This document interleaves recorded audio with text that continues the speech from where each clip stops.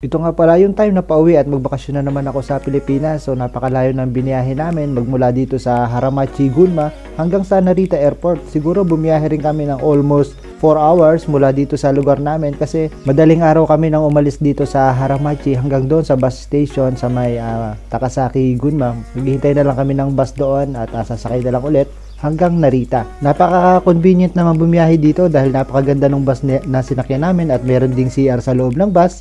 Kaya talaga namang sit back and relax lang. Then marami ka pang makikitang napakagandang tanawin dito habang bumibiyahe ka. Talagang nakakatuwa at iba't iba yung mga places na madadaanan mo na malilibang ka talaga habang bumibiyahe. At ito nga, malapit na kami sa Narita Airport. Tignan nga natin kung talagang on time ang Japan. So, schedule namin is 7:23. Dapat na nasa Narita na kami. Ito, pakita ko sa inyo yung oras dito sa akin. Talagang ang Japan ay sakto talaga sa oras. 7:23. Dapat nasa airport na kami. Ito, saktong-sakto. 7:23. Airport na talaga. Ang galing talaga ng Japan, no?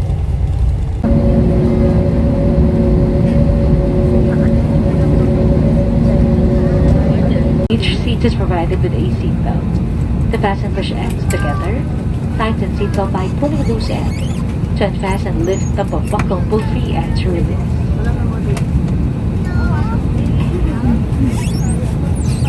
In case of a water landing, your life vest is found under your seat. Remove sharp objects from your body to dot life vest over the head. Take tape around the waist and push end to buckle. Pull tape to tighten. When outside the aircraft, pull inflation tag to inflate vest. Manual inflation is done by means of the red tube float the increase air push pin inward to release air. Light automatically illuminates once the battery is immersed in water. Do not inflate the life vest inside the aircraft, and please be reminded that unauthorized removal of life vest from the aircraft constitutes theft and is punishable by law. In case of rapid change in cabin pressure, oxygen mask will automatically drop from the compartment above you. Immediately grab the mask, pull it towards you, then put the oxygen mask over your nose and mouth. Pull elastic band sideways for a snug fit and breathe normally. Put your own mask first before assisting others. Keep it on until you are advised to remove it.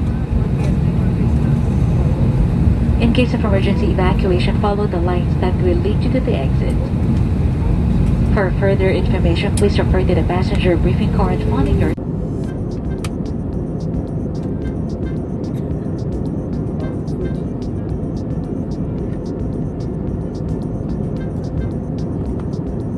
Sinundo nga pala ako ng family ko, and then habang naghihintay sila, dumaan muna sila ng SM Clark dahil alam naman natin na almost 4 to 5 hours ang biyahe namin mula Japan hanggang dito sa Clark, Pampanga. Thanks God that safe po kaming nakarating dito, at yun, at last nakita ko na ulit ang family ko for almost 1 year dito sa pagtatrabaho sa Japan. At ito, pauwi na nga po kami sa amin sa Bataan. Then mula po nga pala dito sa Clark Airport hanggang sa amin sa Bataan ay bibiyahe pa kami ng almost 1.5 hours dahil malayo din po yon. Since medyo maaga pa naman po, yun, naisipan po namin na dumaan muna kami dito sa Clark Airfield dito sa Pampanga para pakita naman namin yung mga lightings event po dito. Napakaganda ng mga lights nila lalo na ngayon at magki-Christmas.